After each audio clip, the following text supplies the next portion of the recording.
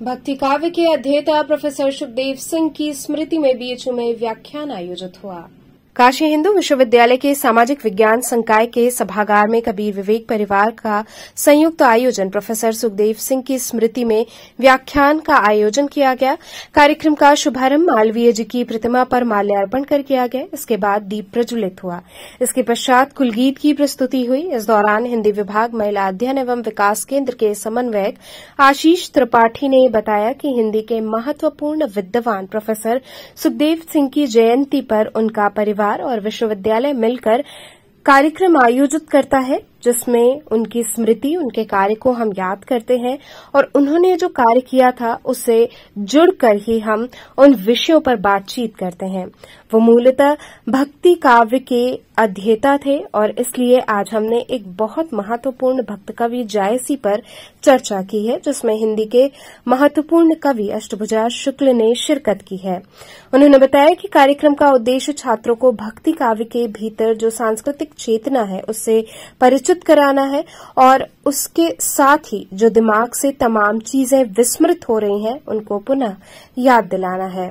इस दौरान professor Binda Paranjpe, doctor Bhagwati Singh, professor Manoj Kumar Singh, professor Ashish Kumar Tripathi, doctor Preeti Tripathi कार्यक्रम में मौजूद रहीं।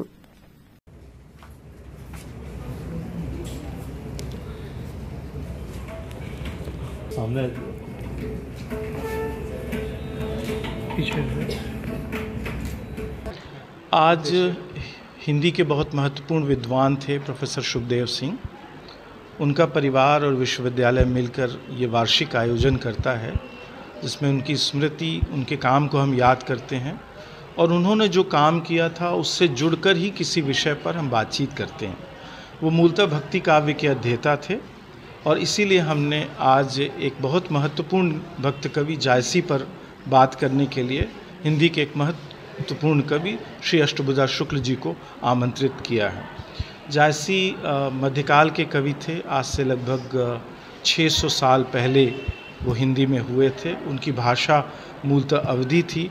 उन्होंने एक नए तरह का छंद विधान रचा।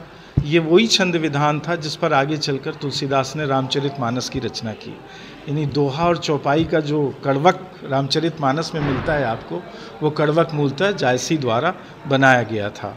और तुलसी भी अवधी के कवि थे और जायसी भी अवधी के कवि थे। तो जायसी बहुत महत्वपूर्ण कवि थे हिंदी के। भारतीय समाज में जो तरह तरह के विभाजन हैं, उन विभाजनों को मिटाकर एक खास तरह का मेल तैयार करने का काम उन्होंने कविता में किया। इस कार्यक्रम का उद्देश्य क्या है? इस कार्यक्रम का उद्देश्य छात्रों को भक्ति काव्य के भीतर जो चेतना है, सांस्कृतिक चेतना, उससे परिचित कराना और उसके साथ साथ वो तमाम चीज़ें जो दिमाग से विस्मृत हो रही हैं, हम भूल रहे हैं, उनको पुनः याद दिलाना है। और मेरे पिताजी स्वर्गीय प्रोफेसर सुखदेव सिंह हिंदी विभाग में थे।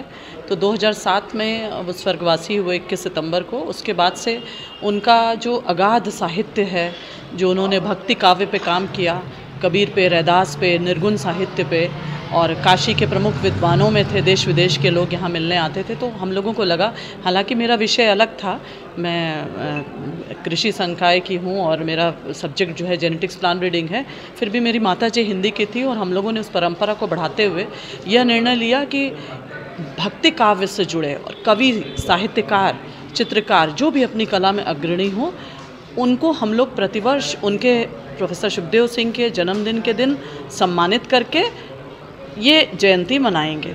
तो 2008 से हम लोग काशी हिंदू विश्वविद्यालय में, कभी हिंदी विभाग में, कभी सामाजिक विज्ञान संकाय में, कभी मालवीय मूल्य अनुशीलन केंद्र में, कभी महिला अध्ययन केंद्र में प्रतिवर्ष हम लोग ये जयंती मनाते हैं, जिसमें एक भक्ति काव्य के या किसी भी आलोचक का, साहित्यकार का जो अपने क्षेत्र में अग्रणी हो, उसका वक्तव्य होता है। दिन भर का एक कार्यक्रम होता है।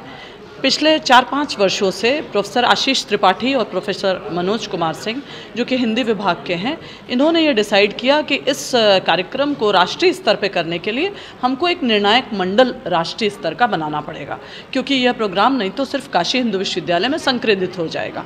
तो 4 वर्षों पहले उन लोगों ने एक ज्यूरी या निर्णायक मंडल बनाया, जिसमें प्रोफेसर माधव हाड़ा, जो कि कई पुरस्कार से सम्मानित हैं, अब हिंदी जगत के सारे लोग उनके नाम से परिचित होंगे, और वरिष्ठ कवि अरुण कमल और प्रोफेसर आशीष त्रिपाठी स्वयं, ये तीनों उस निर्णायक मंडल के सदस्य बने और यह प्रक्रिया लगभग 2-4 महीने पहले शुरू हो जाती है, जिसमें यह निर्णायक मंडल बैठ के यह निर्णय लेता है कि इस बार किसे सम्मानित किया जाएगा।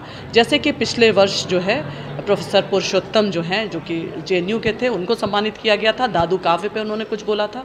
उसके बाद इस वर्ष जो है प्रोफेसर विश्वनाथ त्रिपाठी जी को ये सम्मान दिया गया है, जो कि 92 वर्षीय हैं, दिल्ली विश्वविद्यालय से सेवानिवृत्त हैं। चूँकि मेरे पिताजी के साथ वो इसी काशी हिंदू विश्वविद्यालय में छात्रावास में भी रहते थे और उसके साथ साथ उन्होंने अपने क्षेत्र में जो कार्य किया है, इसके लिए यह कार्यक्रम इस बार दिल्ली में आयोजित होगा, जो इंडिया या तो वहाँ पे दिल्ली विश्वविद्यालय के किसी कॉलेज में इसको आयोजित किया जाएगा सितंबर माह में, और या तो इंडिया हैबिटेशन सेंटर जो है उसमें आयोजित किया जाएगा। आज 24 जुलाई के दिन ये कार्यक्रम में वरिष्ठ कवि श्री अष्टभुजा शुक्ल जी यहाँ पर अपना वक्तव्य देंगे। अवधि की जायसी और जायसी के अवधि विषय पर वो वक्तव्य देंगे, जिसमें पहली बार जो अवधि वर्ड यूज़ किया गया है वो अवध के लोगों के बारे में बोलने के लिए किया गया है कि अवधि लोगों के जायसी, और जायसी की अवधि में जो दूसरा शब्द है अवधि, वो भाषा पे है।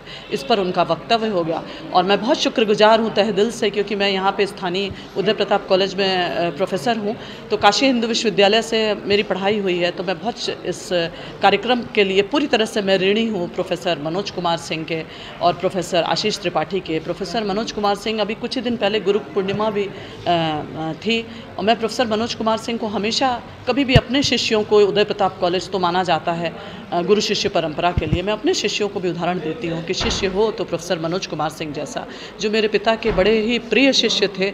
और 2008 से ही उन्होंने इस कार्यक्रम की कमान संभाल ली, और किस तरह से उन्होंने इस कार्यक्रम का आयोजन किया है, ये काशी हिंदू विश्वविद्यालय ही नहीं, अब पूरे देश के लोग इस कार्यक्रम के साक्षी हो रहे हैं।